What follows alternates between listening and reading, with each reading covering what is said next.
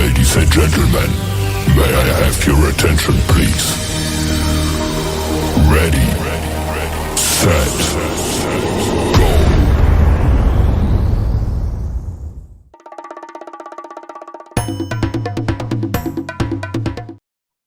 Baik, dari hak kekayaan intelektual, kita akan membahas tentang hak cipta, hak paten, dan hak merek. Nah, yang pertama saya akan menjelaskan tentang pengertian hak cipta, hak paten, dan hak merek. Yang pertama ada hak cipta. Nah, hak cipta ini adalah hak yang mengatur karya intelektual di bidang ilmu pengetahuan, seni, dan sastra yang dituangkan dalam bentuk yang khas dan pada ide, prosedur, metode, atau konsep yang telah dituangkan dalam wujud tetap. Nah, untuk mendapatkan perlindungan melalui hak cipta, tidak ada keharusan untuk mendaftarkannya. Nah, pendaftaran ini hanya untuk keperluan pembuktian saja. Dengan demikian, begitu suatu ciptaan berwujud, maka secara otomatis hak cipta ini dapat melekat pada ciptaan tersebut. Biasanya publikasi dilakukan dengan mencantumkan tanda hak cipta. Lalu ada hak paten. Hak paten merupakan perlindungan hukum untuk karya intelektual di bidang teknologi. Karya intelektual tersebut dituangkan ke dalam suatu kegiatan pemecahan masalah yang spesifik di bidang teknologi, yang dapat berupa proses atau produk atau penyempurnaan dan pengembangan produk dan proses. Lalu yang terakhir ada hak merek. Hak merek adalah suatu tanda yang mampu menampilkan grafis berupa nama, logo, huruf, angka, kata, susunan warna dalam 2 dimensi atau 3 dimensi, hologram, suara, atau kombinasi antara 2 atau lebih unsur tersebut yang mampu membedakan suatu produk barang atau jasa yang dibuat oleh individu atau badan hukum di dalam kegiatan perdagangan. Selanjutnya, dasar-dasar hukum. Nah, dasar hukum dalam hak kekayaan intelektual ini, yang pertama itu dari hak cipta. Nah, dari hak cipta ini terdapat pada Undang-Undang Nomor 12 Tahun 1997 tentang hak cipta, bahwa dengan adanya perkembangan kehidupan yang berlangsung cepat, terutama di bidang perekonomian, baik di tingkat nasional maupun internasional, pemberian perlindungan hukum yang semakin efektif terhadap hak atas kekayaan hak atas kekayaan intelektual, khususnya di bidang hak cipta. Nah, perlu lebih ditingkatkan lagi dalam rangka mewujudkan iklim yang lebih baik bagi tumbuh dan berkembangnya semangat mencipta di bidang ilmu pengetahuan, seni dan sastra, yang sangat diperlukan dalam pelaksanaan pembangunan nasional yang bertujuan terciptanya masyarakat Indonesia yang adil dan makmur, maju dan mandiri berdasarkan Pancasila dan Undang-Undang Dasar 1945. Selanjutnya ada hak paten. Nah, hak paten ini ada di Undang-Undang Nomor 13 Tahun 1997, bahwa dengan adanya perkembangan kehidupan yang berlangsung cepat, terutama di bidang perekonomian, baik di tingkat nasional maupun internasional, pemberian perlindungan hukum yang semakin efektif terhadap hak atas kekayaan intelektual, khususnya di bidang paten, perlu lebih ditingkatkan lagi dalam rangka mewujudkan iklim yang lebih baik bagi tumbuh dan berkembangnya kegiatan penelitian yang menghasilkan penemuan dan pengembangan teknologi yang sangat diperlukan dalam pelaksanaan pembangunan nasional yang bertujuan terciptanya masyarakat Indonesia yang adil, makmur, maju, dan mandiri berdasarkan Pancasila dan Undang-Undang Dasar 1945. Lalu yang terakhir ada hak merek.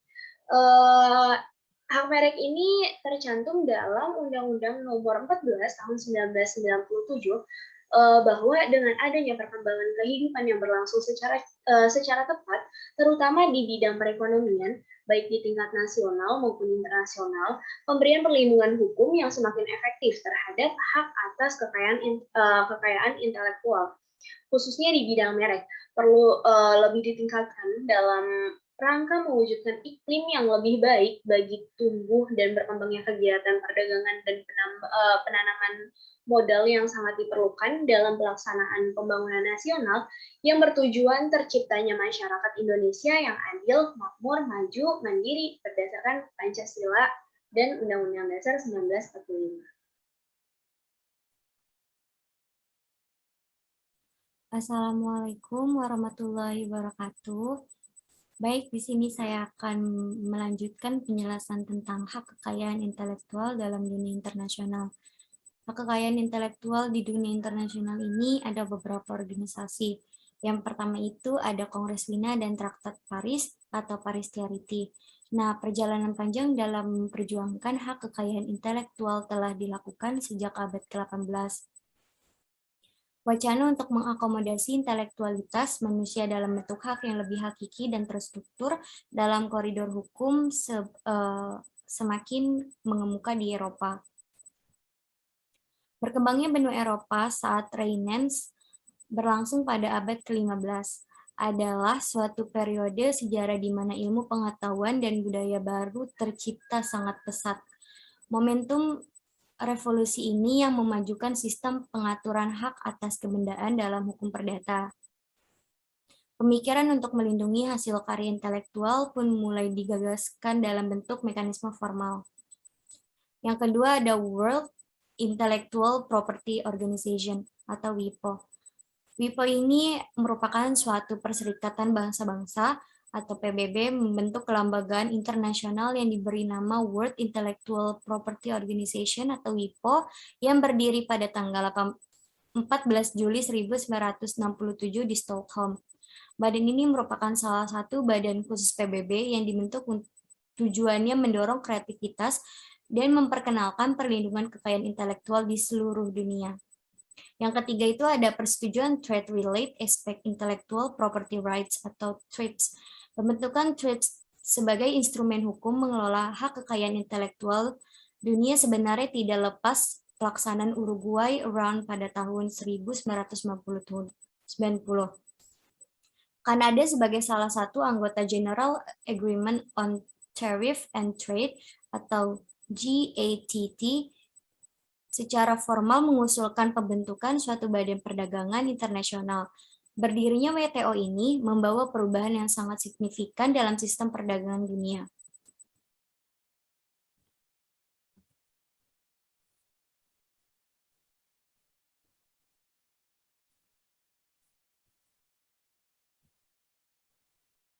Nah, yang terakhir itu ada konvensi Bern.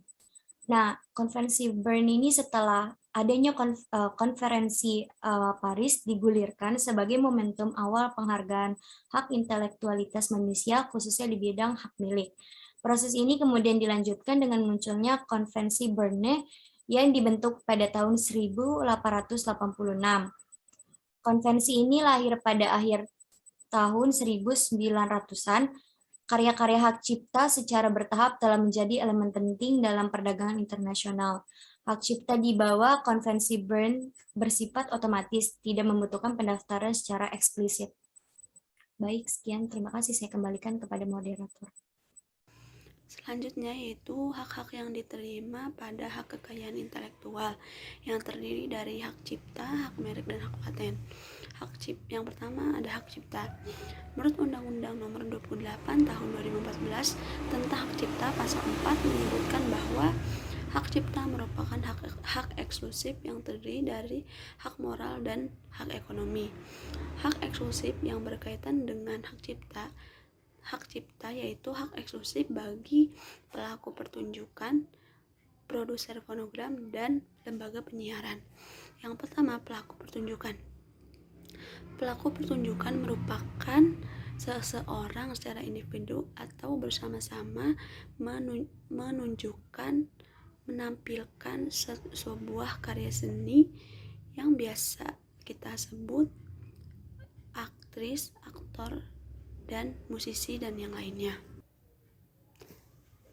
Hak moral dalam pelaku pertunjukan yaitu meliputi hak untuk namanya dicantumkan sebagai pelaku pertunjukan kecuali disetujui sebaliknya. Yang kedua, tidak dilakukan distorsi ciptaan, mutilasi ciptaan, modifikasi ciptaan, atau hal-hal yang bersifat merugikan kehormatan diri atau reputasinya kecuali disetujui sebaliknya. Hak ekonomi yang terdapat dalam pelaku pertunjukan yaitu melaksanakan sendiri, memberikan izin atau melarang pihak lain untuk melakukan penyiaran atau komunikasi atas pertunjukan pelaku pertunjukan, fiksasi dari pertunjukan yang belum difiksasi, penggadaan atas fiksasi pertunjukan atau salinannya kepada publik, dan penyediaan atas fiksasi pertunjukan yang dapat diakses publik. Selanjutnya ada produser fonogram. Produser fonogram hanya memiliki hak ekonomi, yaitu melakukan sendiri, memberikan izin, dan melarang pihak lain untuk melakukan penggadaan atas fonogram dengan cara atau bentuk apapun. Yang kedua, pendistribusian atas fonogram asli atau salinannya. Yang ketiga, penyewaan kepada publik atas salinan fonogram. Dan yang keempat, penyediaan atas fonogram dengan atau tanpa kabel yang dapat diakses publik. Selanjutnya yaitu ada lembaga penyiaran. Sama halnya seperti produser fonogram yang hanya memiliki hak ekonomi yang meliputi hak untuk melakukan sendiri, memberikan izin, dan melarang pihak lain untuk melakukan. Yang pertama, penyiaran ulang siaran. Yang kedua, komunikasi siaran. Yang ketiga, ada fiksasi siaran. Dan yang keempat, ada penggadaan siaran. Selanjutnya itu ada hak paten. Selanjutnya yaitu yang dalam hak kekayaan intelektual ada hak paten. Pemegang hak paten memiliki hak khusus yang dimilikinya dan melarang pihak lain tanpa persetujuannya. Dalam hak paten terdapat dua hal, yaitu ada hal produksi dan ada hal proses. Yang pertama, hal produksi memiliki hak untuk membuat, memakai, menggunakan, dan menyediakan untuk dijual atau disewakan atau diserahkan produk yang diberi paten. Dalam hal proses, haknya yaitu menggunakan proses produksi yang diberi paten untuk membuat barang dan tindakan lainnya. Dan yang terakhir dalam hak kekayaan intelektual yaitu hak merek. Pemilik hak merek memiliki hak eksklusif atas merek yang terdaftar dalam jangka waktu 10 tahun dan dapat diperpanjang dalam waktu yang sama dengan menggunakan sendiri merek tersebut dan memberikan izin pihak lain untuk menggunakannya. Selanjutnya yaitu ada tata cara pendaftaran hak kekayaan intelektual. Yang pertama ada tata cara pendaftaran hak cipta, di mana pemohon pendaftaran ciptaan diajukan kepada Menteri Hukum dan Hak Asasi Manusia Republik Indonesia melalui Direktorat Hak Cipta dengan melampiri yang pertama formulir dalam rangkap 3 yang seukuran dengan kertas folio dengan lembar pertama dibubuhi materai 6.000, yang kedua menggunakan bahasa Indonesia, yang ketiga ditandatangani oleh pemohon dan atau kuasanya, yang keempat mengisi formulir surat pernyataan kepemilikan produk dengan bermaterai 6.000, dan yang kelima surat permohonan pendaftaran. Selanjutnya yaitu ada tata cara pendaftaran hak kekayaan intelektual yaitu hak merek.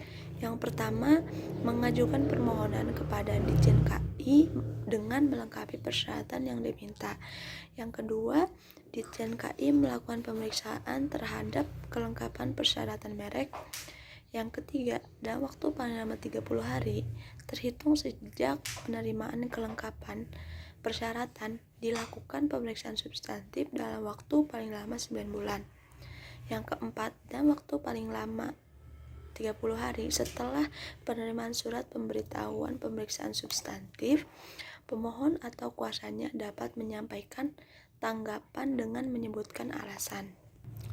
Selanjutnya yang kelima, jika pemohon atau kuasanya menyampaikan keberatan atau tanggapan dan pemeriksa melaporkan bahwa tanggapan tersebut dapat diterima, permohonan itu diumumkan dalam berita resmi merek dalam waktu paling lama 10 hari sejak permohonan disetujui. Jika pemeriksa melaporkan sebaliknya, maka permohonan ditolak.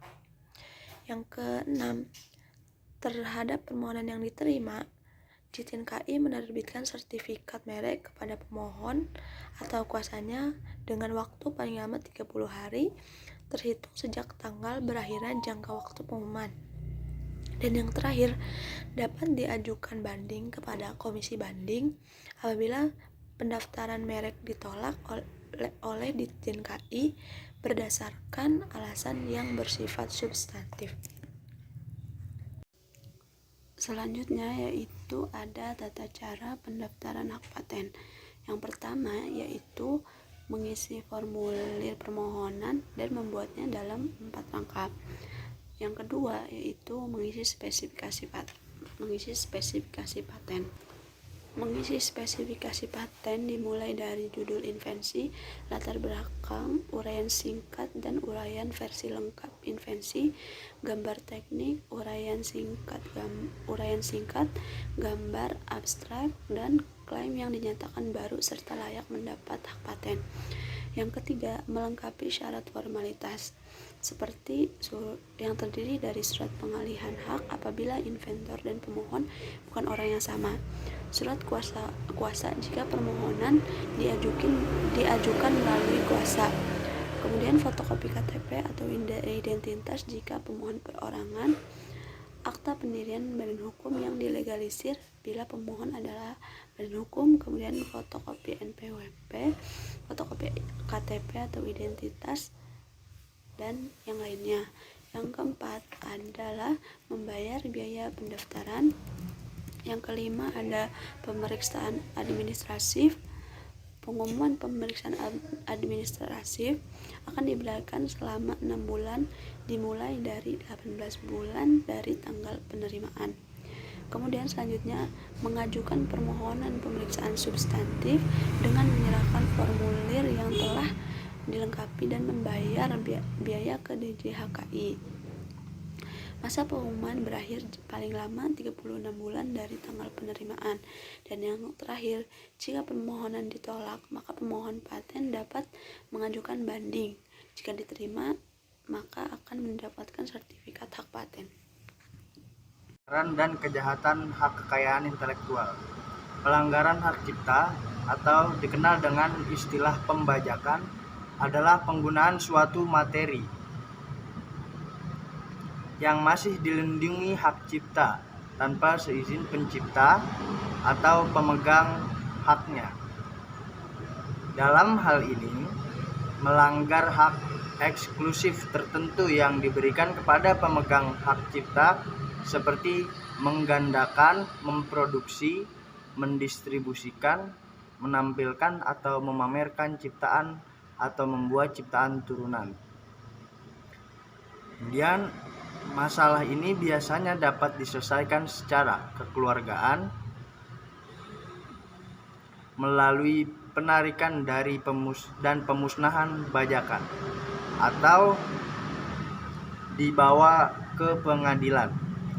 Hal ini menyebabkan industri kreatif saat ini sukar berfokus untuk mengejar orang-orang yang mencari dan membagikan konten yang dilindungi hak cipta secara daring dan bebas.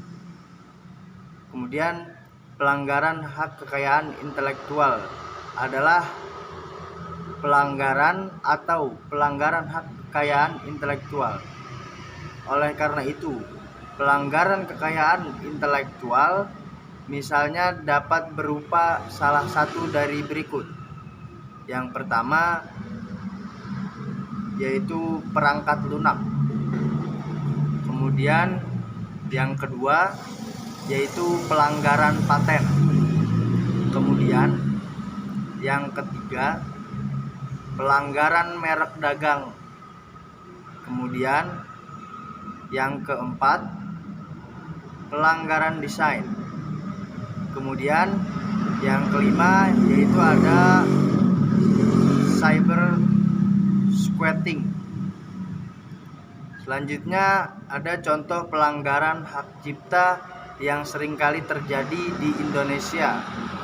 Nah, pelanggaran hak cipta merupakan yang sangat sering terjadi, hal yang sering terjadi, namun tidak banyak pemilik karya melakukan pelaporan, sehingga hanya sedikit kasus ditindak secara hukum. Agar Anda selalu waspada dan tidak terlibat kasus semacam ini. Nah, ini ada beberapa contoh pelanggaran. Yang pertama itu ada penjiplakan karya tulis. Nah, selanjutnya kemudian yang kedua ada penjiplakan konten di internet. Yang ketiga ada pembajakan software. Kemudian yang keempat ada pelanggaran hak cipta lagu. Nah, pembahasan selanjutnya yaitu mengenai pembatasan perlindungan hak kekayaan intelektual. Nah, pembatasan perlindungan diartikan undang-undang hak cipta tidak berlaku terhadap yang pertama yaitu ada penggunaan kutipan singkat ciptaan dan atau produksi hak terkait untuk pelaporan peristiwa aktual yang ditunjukkan hanya untuk keperluan penyediaan informasi aktual. Nah, kemudian penggandaan ciptaan atau produk hak terkait hanya untuk kepentingan penelitian ilmu pengetahuan. Kemudian yang ketiga ada penggandaan ciptaan atau produk hak terkait hanya untuk keperluan pengajaran, kecuali pertunjukan dan fonogram yang telah dilakukan pengumuman sebagai bahan ajar. Selanjutnya penggunaan untuk kepentingan pendidikan dan pengembangan ilmu pengetahuan yang memungkinkan suatu ciptaan atau produk hak terkait dapat digunakan tanpa izin pelaku pertunjukan, prosedur fonogram atau lembaga penyiaran. Kemudian ada hasil karya yang tidak dilindungi.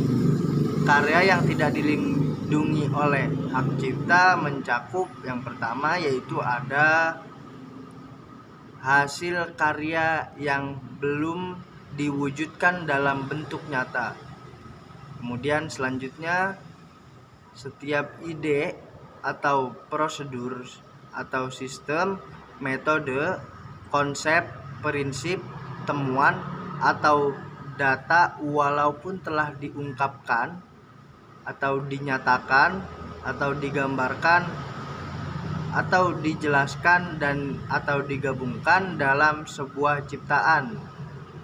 Dan yang ketiga yaitu ada alat benda atau produk yang diciptakan hanya untuk menyelesaikan masalah teknis atau yang bentuknya hanya ditujukan untuk kebutuhan fungsional. Baik, terima kasih. Sekian. Bismillahirrahmanirrahim. Assalamualaikum warahmatullahi wabarakatuh. Perkenalkan, nama saya Muhammad Rashid Ridho dengan NIM 070. Ingin menjelaskan dan ingin melanjutkan presentasi dari teman saya, yaitu saya akan menjelaskan tentang istilah-istilah penting. Pertama, beberapa istilah dalam merek. Pertama yang kita bahas adalah merek. Hak merek. Merek dalam istilahnya sering digunakan yaitu adalah sebagai tanda yang berupa gambar nama, kata, huruf-huruf, angka-angka, susunan warna, atau kombinasi dari unsur-unsur tersebut yang memiliki daya pembeda dan digunakan dalam kegiatan perdagangan barang atau jasa. Lalu ada juga merek dagang. Apa itu merek dagang? Merek dagang adalah merek yang digunakan pada barang yang diperdagangkan oleh seseorang atau beberapa orang secara bersama-sama atau badan hukum yang untuk membedakan dengan barang-barang sejenis lainnya. Lalu ada merek jasa. Merek jasa adalah merek yang digunakan pada jasa yang diperdagangkan oleh seseorang atau beberapa orang secara bersama-sama atau badan hukum yang membedakan dengan jenis jasa-jasa jenis sejenis lainnya. Lalu ada merek kolektif. Apa itu merek kolektif? Merek kolektif adalah merek yang digunakan pada barang dan atau jasa dengan karakteristik yang sama yang diperdagangkan oleh beberapa orang atau badan hukum secara bersama-sama untuk membedakan dengan barang dan atau jasa jenis lainnya. Lalu ada indikasi geografis. Adalah suatu tanda yang menunjukkan daerah asal suatu barang yang karena faktor lingkungan geografis termasuk faktor alam, faktor manusia, atau kombinasi dari kedua faktor tersebut memberikan ciri dan kualitas tertentu pada barang yang dihasilkan. Indikasi geografis pada dasarnya memiliki kesamaan dengan merek. Perbedaan pada indikasi geografis, tanda menunjukkan daerah asal atau suatu barang yang didasarkan pada faktor lingkungan geografis termasuk faktor alam, faktor manusia, atau kombinasi dari kedua faktor tersebut. Dijelaskan dalam pasal 56 Undang-Undang tentang merek. Selanjutnya, hak atas merek ada juga, yaitu adalah hak atas merek adalah hak eksklusif yang diberikan negara kepada pemilik merek yang terdaftar dalam daftar umum merek untuk jangka waktu tertentu menggunakan sendiri merek tersebut atau memberi izin kepada orang. Lalu selanjutnya ada hak paten. Pemegang paten adalah hak eksklusif yang diberikan oleh negara kepada investor atau hasil investasinya di bidang teknologi untuk jangka waktu tertentu melaksanakan sendiri invensi tersebut atau memberikan persetujuan kepada pihak lain untuk melaksanakannya. Pemegang paten adalah investor sebagai pemilik paten. Pihak yang menerima hak paten tersebut dari pemilik paten. Atau pihak lain yang menerima lebih lanjut hak atas paten tersebut yang terdaftar dalam daftar umum paten. Lalu ada royalti. Kita sering mendengar kata-kata royalti. Apa itu royalti? Royalti adalah imbalan yang diberikan untuk penggunaan hak atas paten imbalan.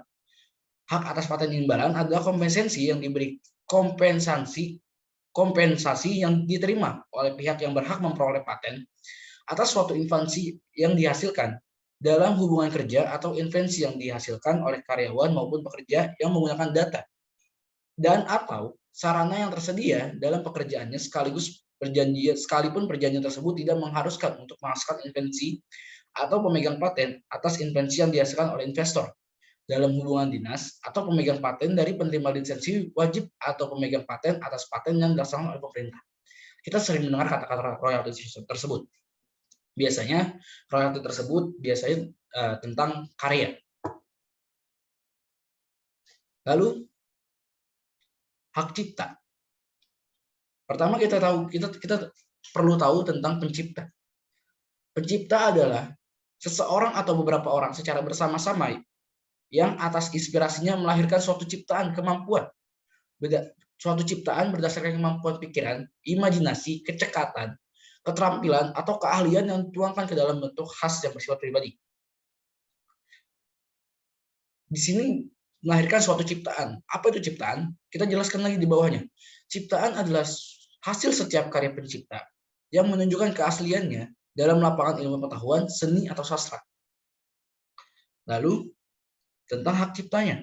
Hak cipta itu apa? Hak cipta adalah hak khusus bagi pencipta maupun penerima hak untuk mengumumkan atau memperbanyak ciptaan maupun memberi izin untuk itu dengan tidak mengurangi pembatasan. Pembatasan menurut perundang-undangan yang berlaku. Pemegang hak cipta adalah pencipta sebagai pemilik hak cipta atau pihak yang menerima hak tersebut dari pencipta atau pihak lain yang menerima lebih lanjut hak dari pihak yang menerima hak tersebut. Selanjutnya, pengumuman. Pengumuman adalah penyiaran, pameran, penjualan, pengedaran, atau penyebaran suatu ciptaan yang menggunakan alat atau apapun termasuk media internet, atau melakukan dengan cara apapun sehingga suatu ciptaan dapat dibaca, didengar, atau dilihat orang lain. Perbanyakan adalah penambahan jumlah sesuatu ciptaan, baik secara keseluruhan maupun bagian yang sangat substansial dengan menggunakan bahan-bahan yang sama ataupun tidak sama, termasuk mengalihwujudkan secara permanen atau temporer. Selanjutnya, ada lisensi. Kita sering mendengar kata-kata lisensi. Biasanya, dalam kita menggunakan foto seseorang, itu biasa masuk dalam lisensi. Tapi apakah kita tahu tentang lisensi tersebut? Lisensi adalah izin yang diberikan oleh pemegang hak cipta atau pemegang hak terkait kepada pihak lain untuk mengumumkan dan atau memperbanyak ciptaannya atau produk hak terkaitnya dengan persyaratan tertentu. Itu adalah istilah-istilah dari hak kekayaan intelektual, seperti hak cipta, hak paten, dan hak merek. Itu saja yang dapat saya sampaikan. Kurang lebihnya, saya mohon maaf. Wabillahi taufiq wal hidayah. Wassalamualaikum warahmatullahi wabarakatuh.